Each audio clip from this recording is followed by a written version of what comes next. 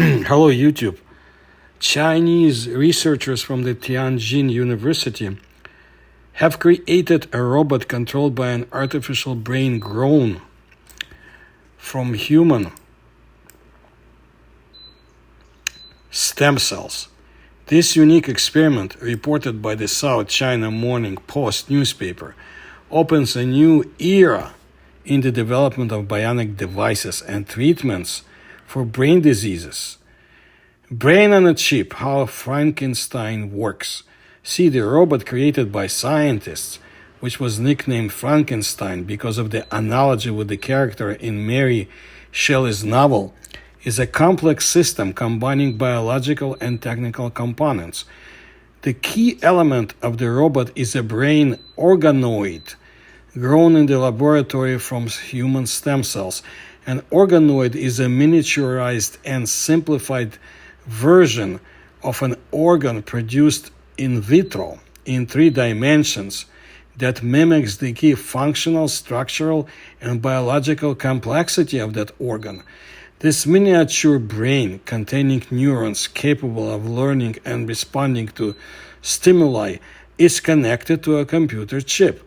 The chip, in turn, transmits commands from the brain to the robot's body, allowing it to move, track objects, and avoid obstacles. Well, what about potential opportunities and ethical issues? The researchers note that this robot is a prototype and is at an early stage of development. Nevertheless, it is already showing signs of human intelligence in the future. Such developments may find application in various fields. For example, to study the consequences and methods of treating brain damage, to create more advanced prostheses and implants, as well as to develop new brain-computer interfaces. I'm sure you can imagine some other uses. It is worth noting that this technology raises a number of ethical issues related to the use of human cells and the possibility of creating intelligent machines.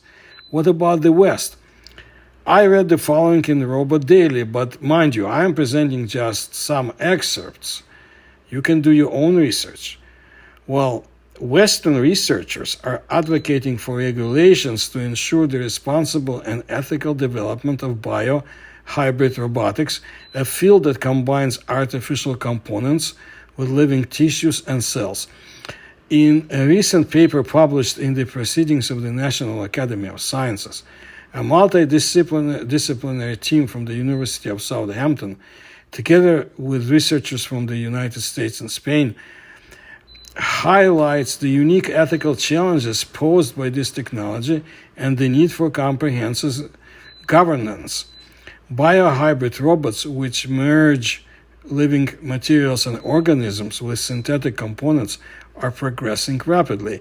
These robots, utilizing living muscles, can perform various functions such as crawling, swimming, gripping, and sensing their surroundings.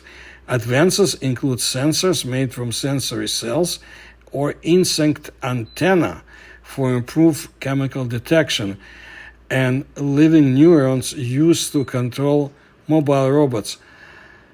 The paper notes a continuous increase in publications on biohybrid robotics over the past decade, but only a few have deeply considered the ethical implications.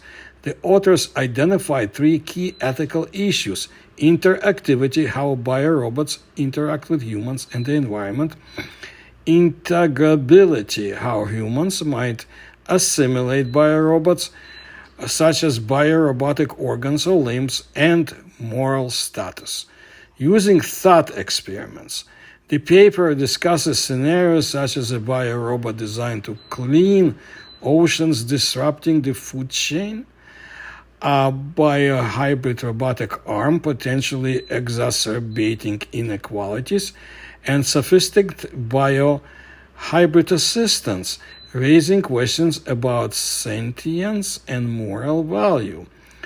Biohybrid robots create unique ethical dilemmas, stated Anibal Astobiza, an ethicist from the University of the Basque Country in Spain, and co-lead author of the paper. The living tissue used in their fabrication, potential for sentience, distinct environmental impact, unusual moral status, and capacity for biological evolution or adoption create unique ethical dilemmas that extend beyond those of wholly artificial or biological technologies. Well, if I hear anything similar coming from China or Russia, I will certainly let you know. But for now, the biorobots are being developed faster and faster. Keep that in mind. I'll bring you more stories on the subject in the future. If you like my research, please support me through the links you will find in the description to this video. Please like my videos, please subscribe to my channel, and tell others. Thank you.